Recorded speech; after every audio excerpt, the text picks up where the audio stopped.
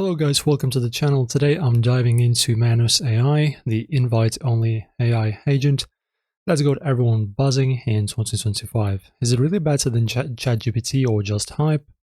Well, let us talk about it. First, let us review it a bit.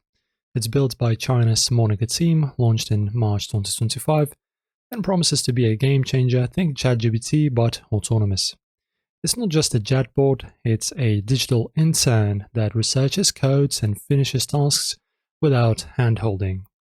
ChatGPT is great for quick answers, but Manus aims to run whole projects. I snagged a beta invite, and put it head-to-head with ChatGPT. Here's what I found. So the good.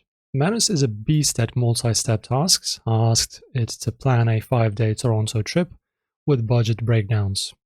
It booked flights, found hotels, and made a spreadsheet all solo. ChatGPT gave me a list and stopped.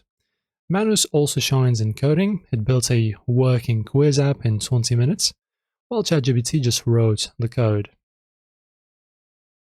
Real-time web access and file creation. Manus nails it where ChatGPT leans on plugins. Now the downsides. Manus is slow. That's trip plan took an hour versus ChatGPT's instant reply. It crashed twice during testing and server overload popped up. Better woes, sure, but annoying. It's pricey too, $39 a month minimum versus ChatGPT's $20 a month, and you're capped by credits.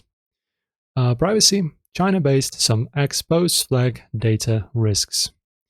So, is this one better than ChatGPT? Well, it wins for hands-off automation. It's like hiring a junior assistant.